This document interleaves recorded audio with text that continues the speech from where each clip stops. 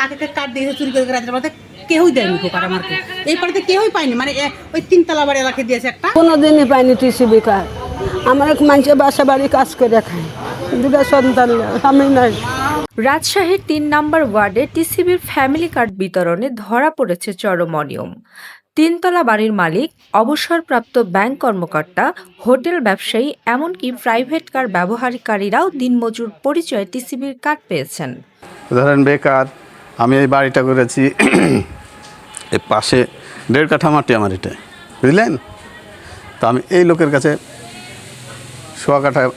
সোয়া কাঠা বলছি, সরি, 400 টাকা মাটি বিক্রি করে কেবল মানে বাড়ির ভিত করি। তারপরে দেখি যে না, কিছুই হচ্ছে না, আমার তো কাজকর্ম নাই।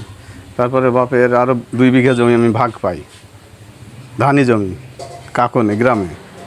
ওই 2 বিঘা জমি বিক্রি করে আমি এই বাড়িটা কোনো মতে মানে 2 তলা করে এখন নিচতলা ভাড়া দিয়েছি, মাসে 9,000 টাকা পাই। এটাই আমার ইনকাম। তা আসলে আমার যে বাড়িটা করা হয়েছে, আমার যখন বাপ বেঁচে ছিল তখন আমাদের মাটি ছিল, মাটিটা বিক্রি করে আমরা টাকা পেয়েছি বাপের থেকে, সেই টাকা দিয়ে আমরা বাড়ি করেছি। নিজস্ব টাকা দিয়ে কেউ ওইভাবে বাড়ি করতে পারবে না, কিন্তু আমরা বাপের টাকা পেয়ে বাড়ি করেছি। আমাদের কোনো চাকরি বাকরিও নাই, আমার ভাই বোনের ভিতরে কেউ চাকরিও করে না। অভিযোগ উঠেছে, এই সুযোগে প্রকৃত গরিব, বিধবা, প্রতিবন্ধী ও দিনমজুররা কার্ড থেকে বঞ্চিত হয়েছেন। অনেক দিন থেকে আগে পাইতাম, দিয়ে জমা নিয়েছিল, দিয়ে আবার বললো কি সিম কিনতে হবে। তো সিমও আবার কিনা হলে 140 টাকা দিয়ে জমা নিয়েছে, বললো বাড়ি দিয়ে আসবো, কই দিয়ে তার আসেনি।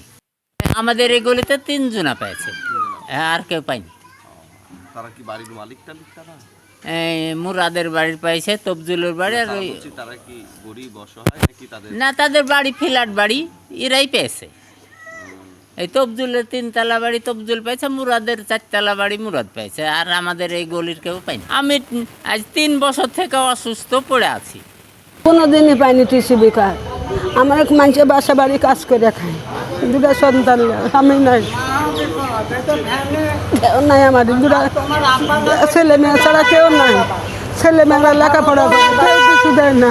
মাসে 4,000 পায়, 2,000 পায়, 1,000। এই মাসে নাই, কি বল যাইছে 2,500 টাকা কাম। কি হলে চলবে? বেটা বিটি বলছে, বিটি বলছে বই কিনা লাগবে, মা কি দিয়ে কিনবো। বিষয়টি জানাজানি হতে এলাকায় চাঞ্চল্য সৃষ্টি হয়েছে।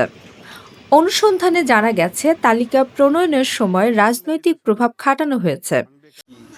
টিসিবি নিয়ে বিশেষ করে আমাদের 3 নম্বর ওয়ার্ডে খুবই দুর্নীতি হচ্ছে, খুবই। এই দুর্নীতি কিছু কিছু এলাকার চ্যাংটা প্যাংটারা করছে, কেউ বিএনপির নামধারী, কেউ জামাতের নামধারী, ঠিক আছে? ওরা নিয়ে ওদের লোকজনকে দিচ্ছে, প্রকৃত যারা প্রাপ্য তাদেরকে দেওয়া হচ্ছে না। কেন?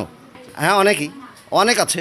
আমি বাড়ি বাড়ি নিয়ে যে দেখাই দিতে পারবো, বাড়ি বাড়ি নাম ধরে লিস্ট করে আমি দিতে পারবো।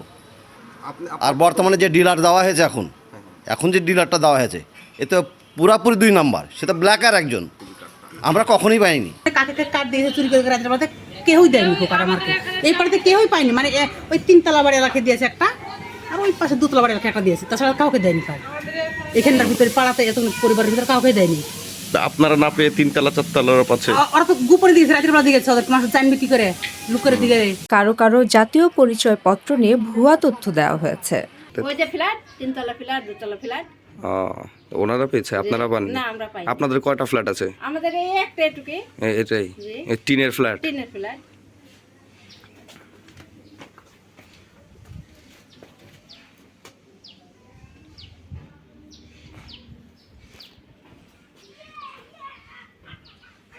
অভিযোগ উঠেছে স্বজনপ্রীতিরও। এ নিয়ে ওয়ার্ড বিএনপি 3 দফা লিখিত অভিযোগ করেছে জেলা প্রশাসক সিটি কর্পোরেশনে। তবে অভিযোগ সত্ত্বেও তালিকা বাতিল হয়নি। স্থানীয়রা নতুন তালিকা প্রণয়ন, স্বচ্ছতা নিশ্চিতের দাবি তুলেছেন। উত্তরভূমি, রাজশাহী।